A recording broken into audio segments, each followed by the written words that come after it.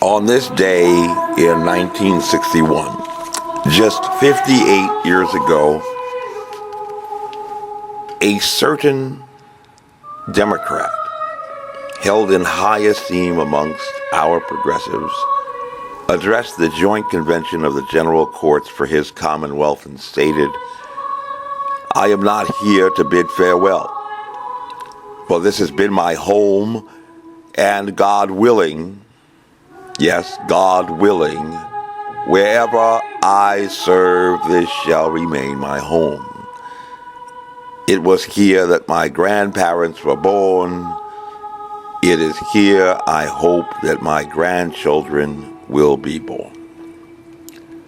But even though he spoke of a great commonwealth of Massachusetts, when it came time to place down his eternal flame, a man from Camelot chose sacred ground beneath the centerpiece of a city on a hilltop in the Commonwealth of Virginia, on the inherited family estate with a lineage that goes back to the father of this country. They were men of honor who rose above their times and pushed against the provincial myopic attitudes and mores of the prevailing culture, even within their own communities, distinguishing themselves even when educating and freeing those on their plantations in acts of courageous leadership, forgotten to history in a current age where some are convinced that America was never great. But in a critical moment, as two betrayers of a literary tradition engaged in penetrating discourse, one yet paused to note that the fault is not in our stars, but in us, that we are underlings. And sometimes, only when it is darkest, can you see the stars. Perhaps 70 years ago, only speaking aspirationally, like a certain man of his times, who spoke of a dream in the shadow of a vacillating president who yet still dared to stand on tippy toes and reach for our higher angels, a man born of privilege, but yet who distinguished himself in a profile of courage during the Great War in the Pacific, spoke of his commonwealth of birth, saying, "I speak neither from false provincial pride nor artful political flattery. For no man about to enter high office in this country can ever be unmindful of the contributions which this state has made to our national greatness. Its leaders have shaped our destiny long before the great republic was born. Its principles have guided our footsteps in times of crisis as well as in times of calm. Its democratic institutions, including this historic body, have served as beacon lights for other nations, as well as for our sister states. For what Pericles said of the Athenians has long been true of this commonwealth: we do not imitate, for we are a model to others. And as great as the Commonwealth of Massachusetts may have been in our past, with all due respect, it has never been called the cradle of presidents.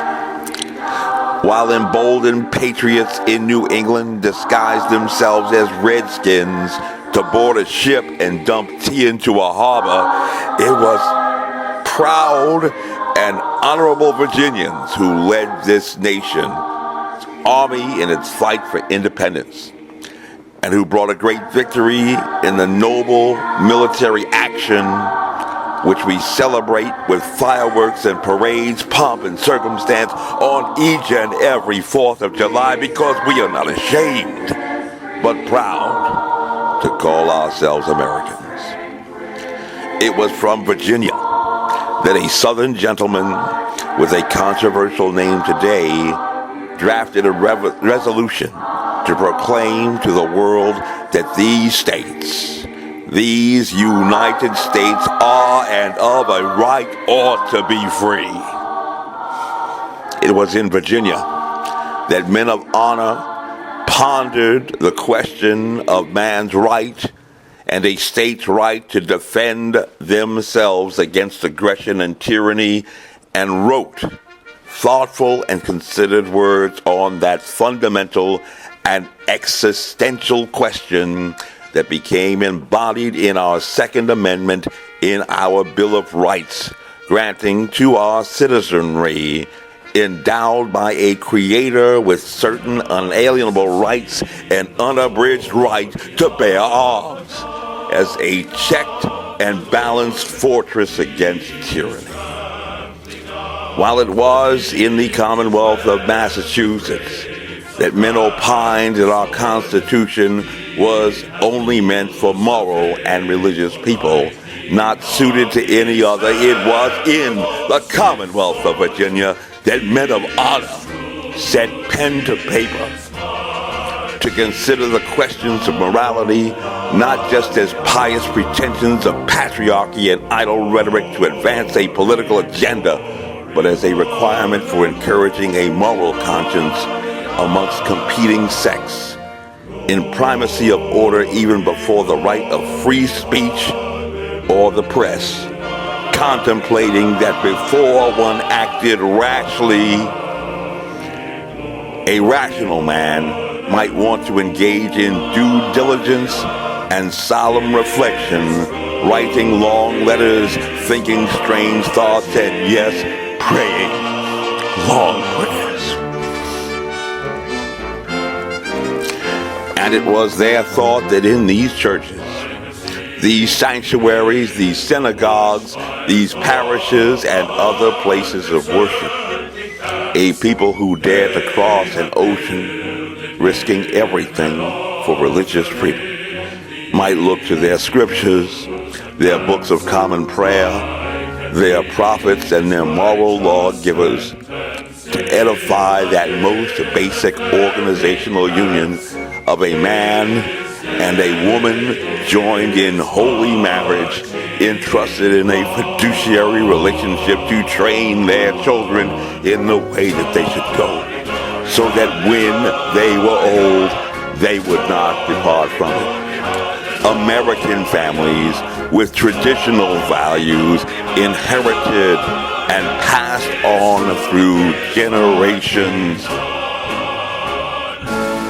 propagating and perpetuating an existence in a natural selection. Yet some look only to the faults and failures of that union of men, bronze warriors but with clay feet, imperfect as all men are, and those professing to be yet perfect and striving for some utopian ideal say that America was never great, and suggest that this nation, so conceived and so dedicated, should no longer endure. But I say to them boldly, without hesitation or reluctance, that I disrespectfully and in contemptuous condescension disagree and preserve my objection to the final arbiter of our destiny. A proud Virginian and true American patriot who made his home in the beautiful Shenandoah Valley, that place where I came into manhood, at a school for Southern gentlemen, as was our rule, said that eternal vigilance is the price of liberty. And it is a price that any patriotic American would gladly pay, with a firm reliance on the protection of a divine providence and in mutual pledge to each other with their lives, their fortunes, and their sacred honor. but also as an American fighting man, fighting in the forces of freedom to protect our American way of life,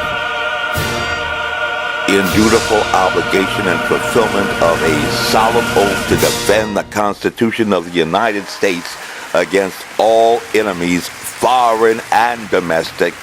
an oath I took as a military officer of these United States, willingly, without mental reservation nor purpose of evasion, so help me God. So help me God. There are those who have waged a civil war for 4 years against this nation and this president, and even today continue to send their armies to the field in conspiratorial and acquiescent union with our enemies, who have vowed to defeat us, destroy us, and kill us, whom they aid and abet in acts approaching nefarious treachery, sedition, and insurrection, in subversion of our laws, and compelling us to observe an antiquated code, to walk circumspectly, having been sent as sheep among wolves. But we are girded in our faith by the written words of a Virginian who reminded us that all men, if all men were angels, government would not be necessary. And even in that treatise, he reminded us that the ultimate regulated militia was that of moral conscience in devoted faith. And as Machiavellian as it may sound, to say that one need not keep faith with those who have not kept faith with them, it was in the primary source documents, incorporated not by reference but integration in our very Constitution, that whenever any form of government becomes destructive of these ends, it is the right of the people to alter or to abolish it, and to institute new government, laying its just foundation on such principles and organizing its powers in such form as to them shall seem most likely to affect their safety and their happiness. We as Americans and patriots all take this stand because we are Americans. Americans exceptional, and there are some things just worth fighting for. We do this not because it is easy, but in full awareness of the fact that it is hard and recognizing the hazards of our chosen profession. We do this not just for ourselves in selfish ambition, but ascending to that higher order of obligation to our families, our communities, our state, our nation, and our God, as well as to remain that shining city upon the hill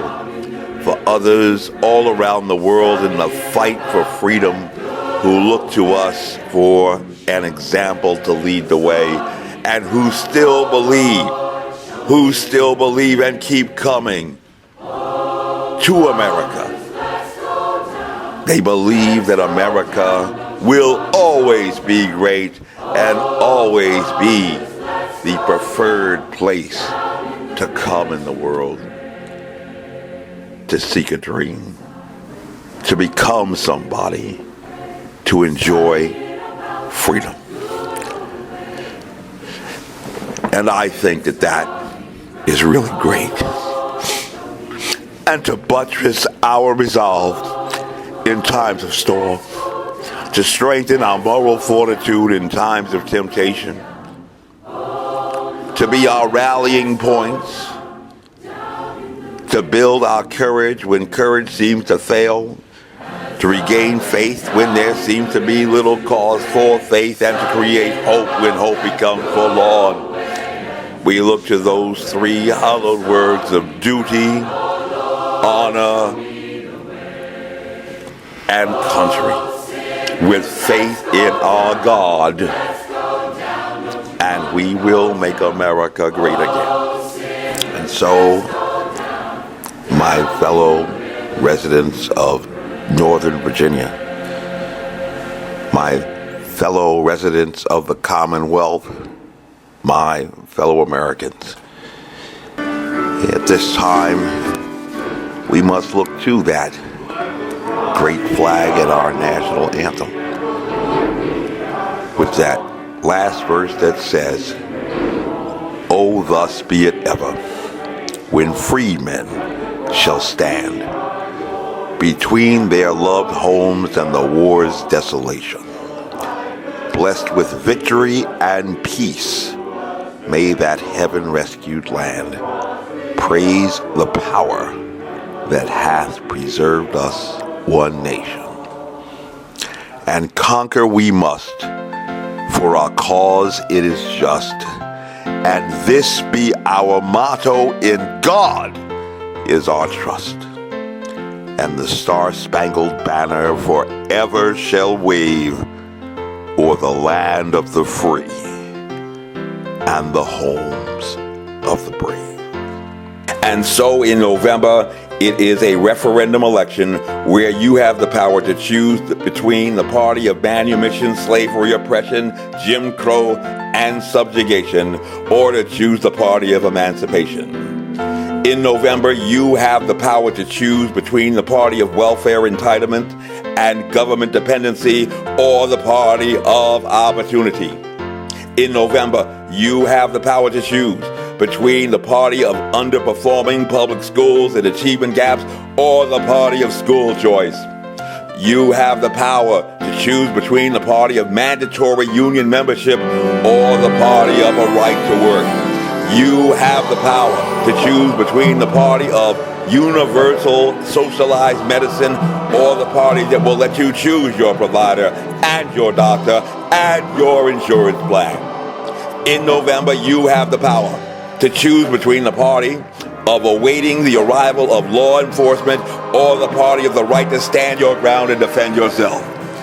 In November, you have the power to choose between the party of higher taxes and growing bureaucracies or the power of lower taxes and self-determination. It is your party and it is your choice. I am a Christian, a conservative, and a Republican, in that order. And I am not ashamed of the gospel. My name is Major Mike Webb, and I am running for U.S. Congress, not unmindful of the future, with liberty and excellence. Let's make America great again. Honest.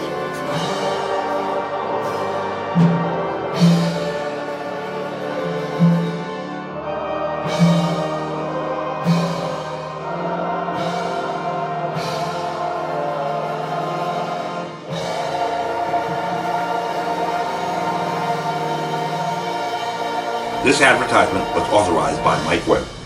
Honest.